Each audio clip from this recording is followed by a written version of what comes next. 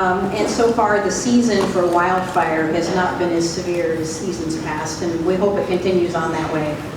But we all know that last year, smoke from a number of fires negatively affected tourism on the South Coast, particularly.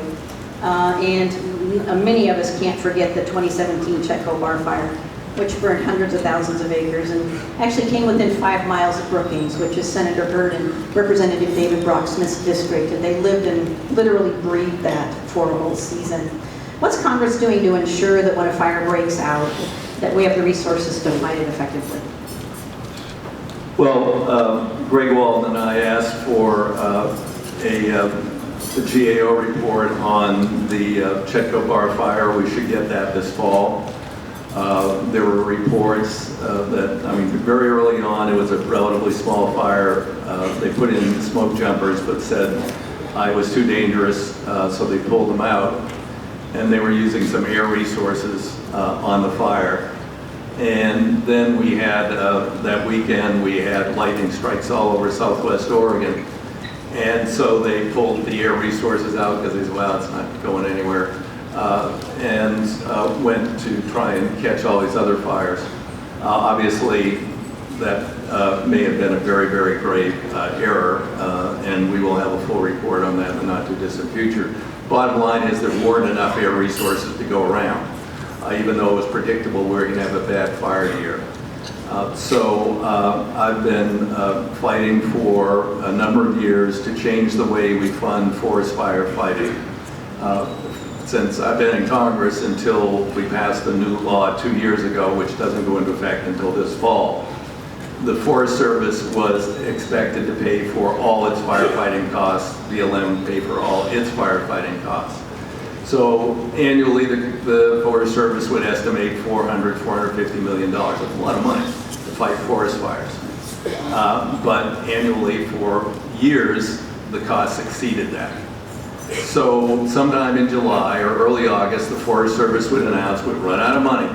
That doesn't mean they're going to stop fighting fires. They would then say, okay, by the way, we're cutting all of these programs, including fuel reduction.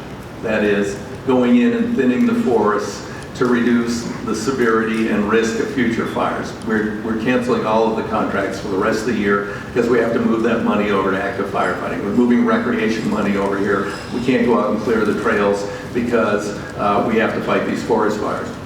And for years I was on the Resources Committee and I tried to change that policy.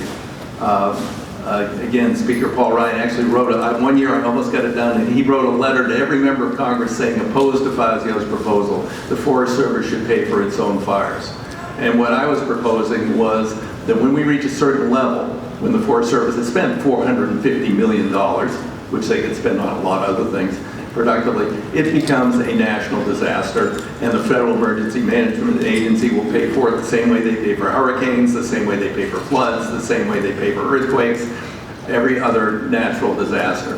And we finally got that into legislation in one of these budget deals 2 years ago, and Ryan couldn't get it out because it was a much bigger deal, and that was firmly embedded in it.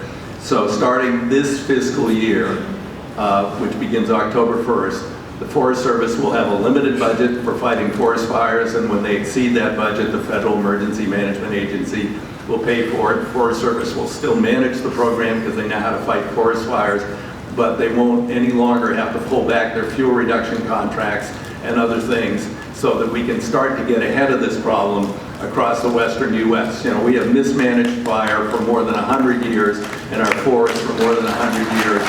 And people say to me it's natural. I say, yeah, it's natural. Look at photographs from 1880 and see what our forests looked like. They weren't all crowded together. Natural fire had gone through forever, and the ponderosas on the east side and the big firs on this side could survive. But I said now, with all these smaller trees growing into the crowns of those trees, they can't survive, and the fires are more intense, and actually, in some cases, you sterilize the ground.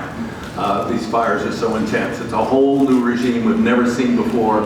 In terms of the intensity of these fires. So we've got to get ahead of it. We've got to do a lot more fuel reduction management to help us deal with that.